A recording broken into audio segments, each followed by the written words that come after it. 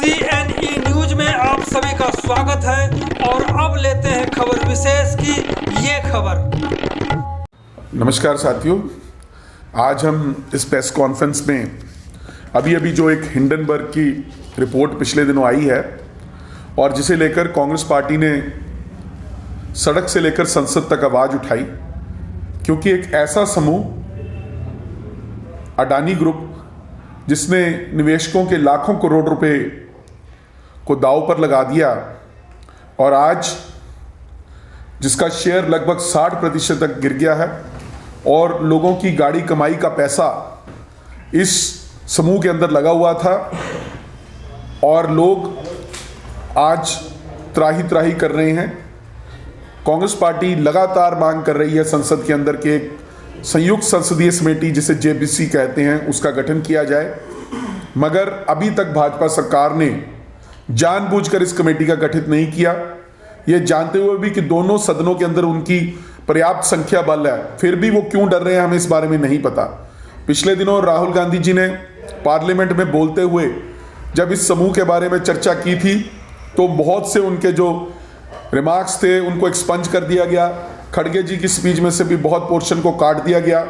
हमें समझ नहीं आ रहा कि अडानी को ऐसा संरक्षण मोदी सरकार क्यों दे रही है, जबकि पूरा देश जानता है कि अडानी के शेयर में जो गिरावट हुई है उसमें 10,50,000 करोड़ रुपया निवेशकों का जो पैसा है वो डूब गया है और अकेले LIC के जो 30 करोड़ LIC पॉलिसी धारक थे उनका 44,000 करोड़ रुपए का नुकसान हुआ है। स्टेट बैंक और अन्य राष्ट्रीय बैंक जिन्होंने 80,000 करोड़ रुपया अडानी ग्रुप के अंदर लगाया हुआ था वो भी आज खतरे में है। आज हालात वो बनते जा रहे हैं जैसे नीरव मोदी और ललित मोदी इस देश से भाग गए थे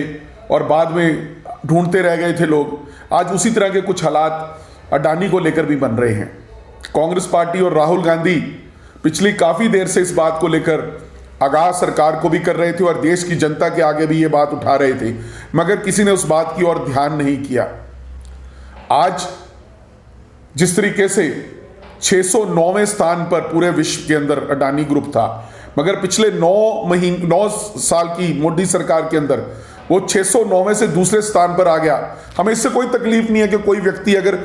पूंजीपति या कोई इंडस्ट्रियलिस्ट है वो आगे बढ़ता है, मगर एक व्यक्ति विशेष जिसके ऊपर सरकार की असीम कृपा रहती है और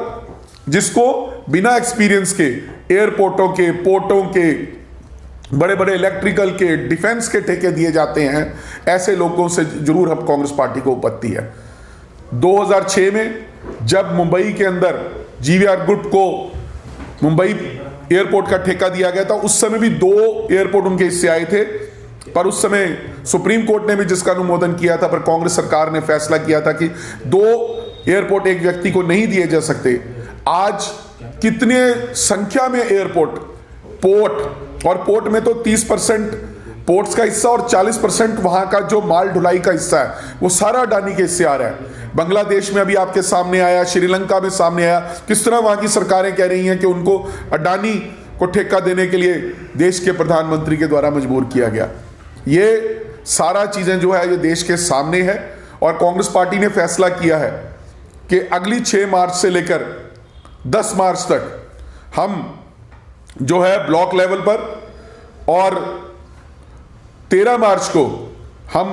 राजभवन का घेराव करने जाएंगे इस पूरे मुद्दे पर। और जैसा मैंने पहले कहा कि देश की जनता इस मुद्दे को लेकर आक्रोशित है और जो प्रधानमंत्री कहते थे कि ना खाऊंगा ना खाने दूंगा, आज हमें समझ नहीं आ रही कि आज वो चुप्पी साधे हुए क्यों बैठे हुए हैं। जिन्होंने कहा था कि सैकड़ों करोड़ जो काला धन विदेशों में पड़ा है, खास तौर पर स्विस बैंक में, उसको लेकर वापस आएंगे, आज वहां पर भी वो चुप्पी साधे बैठे हैं और देश की जनता बोलने को मजबूर हो रही है कि क्या हुआ तेरा वादा, वो कसम वो इरादा। आज कितने गुना जो अभी रिपोर्ट आई है 2021 की सेंट्रल बैंक है स्विट्जरलैंड का जिसने अपनी रिपोर्ट जारी की है, जो पहले से ज्यादा 14 साल का अधिकतम धन, पिछले 14 वर्षों को अगर कंपेयर किया जाए तो 2021 में सबसे ज्यादा निवेश भारतीय लोगों का स्विस बैंक के अंदर हुआ है और वो जो पैसे वहां पड़े थे कई लाखों करोड़ गुना जो बढ़ गए हैं। तो ये सब क्या है? उस समय शोर मचता था कि 15 लाख रुपए 20 लाख रुपए हर व्यक्ति के अकाउंट में डाले जाएंगे, उस काले धन को वापस लेकर आए। क्या हुआ उस काले धन का? तो बड़ी बड़ी बातें करने वाले आज ईडी का, सीबीआई का और अन्य एजेंसियों का दुरुपयोग करके देश की जनता को डराने का काम कर रहे हैं, लोगों को डराने का काम कर रहे हैं। और खास तौर पे कुछ पूंजीपतियों को भी डराया जाता है कि वो एक बड़े पूंजीपति के हक में अपने ठेके छोड़ दें, जैसे जीवीआर इंफ्रा के मामले में हुआ, और जिनको मुंबई का एयरपोर्ट छोड़ना पड़ा बजाय इसके कि वो चाहते थे कि वो एयरपोर्ट वो रखना चाहते थे। ऐसे ही बहुत जगह पर पोर्ट्स के मामले में भी हुआ, जहां पर जो इंटरेस्टेड पार्टीज थी उनके ऊपर सीबीआई, ईडी और अन्य एजेंसियों की रेड कराई गई ताकि वो अपना स्टेक छोड़ दें, अपनी बात को ना करें और अडानी समूह को जो है इसका फायदा पहुंच सके। बहुत सी ऐसी अनियमितताएं हैं, पूरा कच्चा चिट्ठा इसके अंदर है। आने वाले दिनों के अंदर हम इस सब को देश की जनता के सामने रखेंगे और बताएंगे किस तरह से एक मोदी सरकार ने सरपरस्ती जो दी है अडानी ग्रुप के ऊपर, और कैसे एक व्यक्ति जो फर्श से अर्श तक पहुंच गया, उसकी सक्सेस स्टोरी के पीछे कौन सी स्टोरी चल रही है, उस सब का खुलासा आने वाले दिनों के अंदर हम करेंगे। और अभी के लिए सिर्फ मैं इतना कहना चाहता हूं कि हम हर देश के नागरिक के जो गाड़ी कमाई है उसका हम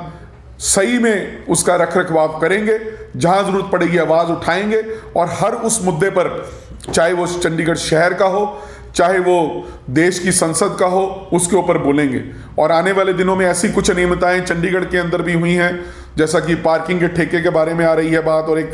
नर्सिंग होम साइट के बारे में भी, इसके ऊपर भी आने वाले दिनों में एआईसीसी सेशन से हमारी टीम आ जाए, उसके बाद हम पूरी प्रेस कॉन्फ्रेंस भी करेंगे और इन मुद्दों को लेकर निगम के सदन में भी और चंडीगढ़ शहर के अंदर भी पूरा आंदोलन करेंगे। जो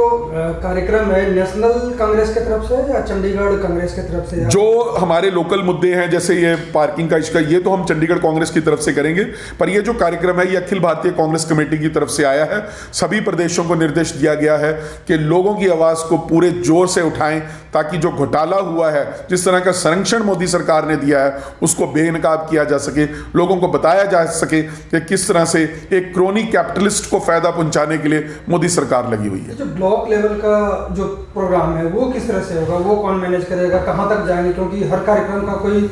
एक होता है कि हम यहाँ तक पहुँचेंगे।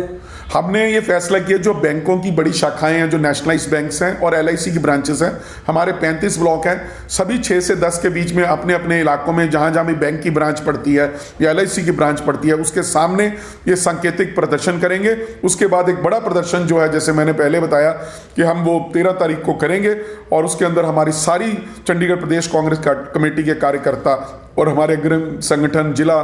कांग्रेस, सभी सारे